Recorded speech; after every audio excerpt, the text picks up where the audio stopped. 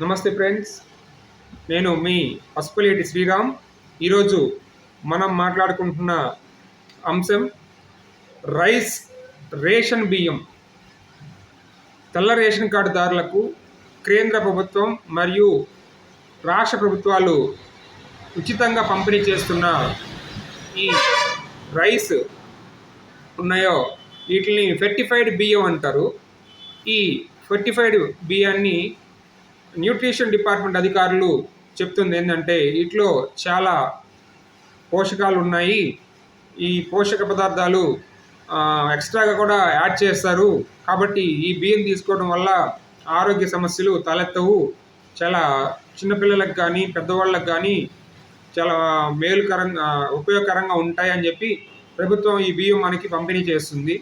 అదేవిధంగా ఉచితంగా కూడా పంపిణీ చేస్తుంది. అయితే ఎక్కువ మొత్తంలో ఈ బియ్యం మనం చూస్తున్నాం అక్కడక్కడ కాదు, దాదాపు మన ఉప ముఖ్యమంత్రి గారు పవన్ కళ్యాణ్ గారే ఒక షిప్ని సీజ్ చేశారు. దాంట్లో రేషన్ బియ్యం ఎక్స్పోర్ట్ అవుతుంది.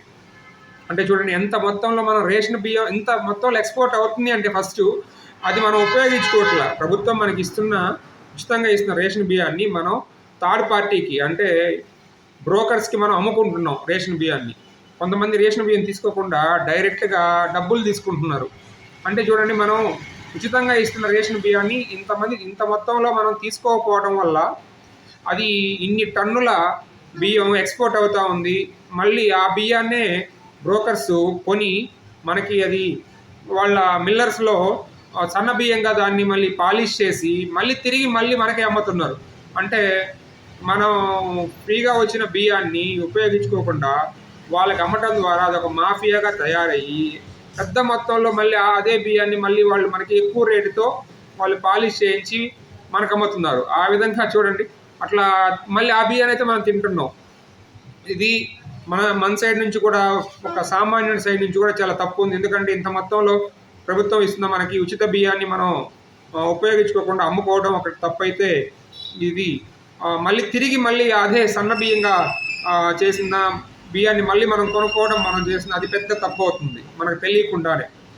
సో ప్రభుత్వం వారు కూడా ఏం చేయాలి అనేది కొంతమందితో మనం డిస్కస్ చేసినప్పుడు మా ఫ్రెండ్స్, ప్రభుత్వం కూడా ఒక సరైన ధర, ఏదైనా ఒక ధర నిర్ణయించి ఒక రకమైన సన్న బియ్యాన్ని ఇచ్చినట్లయితే తెల్ల రేషన్ కార్డుదారులకు అవి ఈ బియ్యం అయితే ఎవరు తినలేకుండా ప్రజెంట్ ఇస్తున్న బియ్యాన్ని తెల్ల రేషన్ కార్డుదారులకు సన్న బియ్యాన్ని కూడా ఉచితంగా కాకుండా ఒక సరైన ధరలతో ఇచ్చినట్లయితే ఉపయోగకరంగా ఉంటుందని చెప్పి కొందరు ఫ్రెండ్స్ మేము డిస్కషన్లో అనుకోవడం జరిగింది.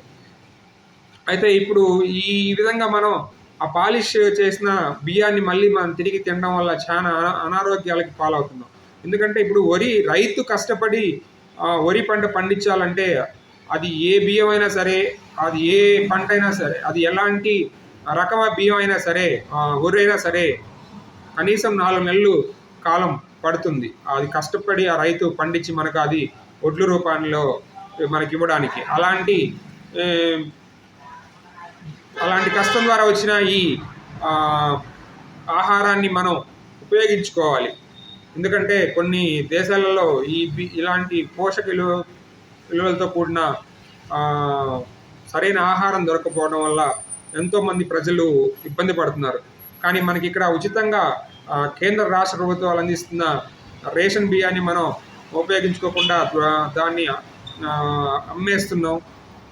అంటే వేరే రకాలుగా దాన్ని తీసుకోకుండా తినకుండా మనం దాన్ని క్యాష్ చేసుకుంటున్నారు. ఎక్కువ మంది ప్రజలు క్యాష్ చేసుకుంటున్నారు చెప్పాలంటే.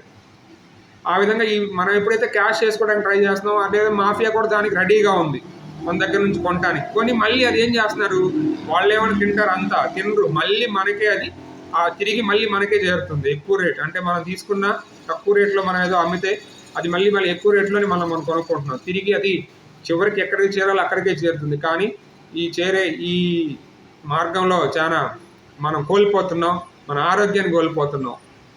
కాబట్టి ప్రభుత్వం తెల్ల రేషన్ కార్డుదారులకు అందించే ఫోర్టిఫైడ్ బియ్యంతో ఎన్నో పోషకాలు ఉంటాయని ఇన్స్టిట్యూట్ ఆఫ్ న్యూట్రిషన్ డిపార్ట్మెంట్ అధికారులు తెలియజేశారు. కాబట్టి బియ్యంలో న్యాచురల్గా వచ్చే పోషకాలతో పాటు జింక్, విటమిన్ ఏ,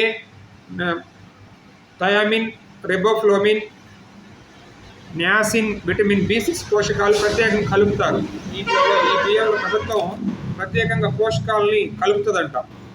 సో ముఖ్యంగా మహిళల్లో రక్తహీనత సమస్య తగ్గుతుంది. అదేవిధంగా చిన్నపిల్లల్లో రోగ నిరోధక శక్తి పెరగడానికి కూడా చాలా ఉపయోగపడుతుందని చెప్పి మనకి ప్రభుత్వం ఇది మనం తెలుసుకోవాలి.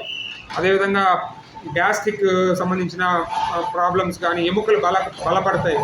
ఇలా మనకి ఇన్ని పోషకాలున్న బియ్యాన్ని మనకు అందిస్తున్నప్పుడు మనం వాటిని ఉపయోగించడం తెలియక దాన్ని తిరిగి అమ్మేసి మళ్ళీ తిరిగి మనం ఎన్నో రోగాలు కొనుక్కొచ్చుకుంటున్నాం. మనం ఈ మధ్య కాలంలో చూసినట్లయితే, పేపర్ చూసినట్లయితే ఏదో ఒక స్టేషన్లో ఏదో ఒక ఆటోలో బియ్యాన్ని తరలిస్తూ ఎస్ఐ గారు, సిఐ గారు పట్టుకున్నట్లు మనం పేపర్లో న్యూస్ చూస్తున్నాం.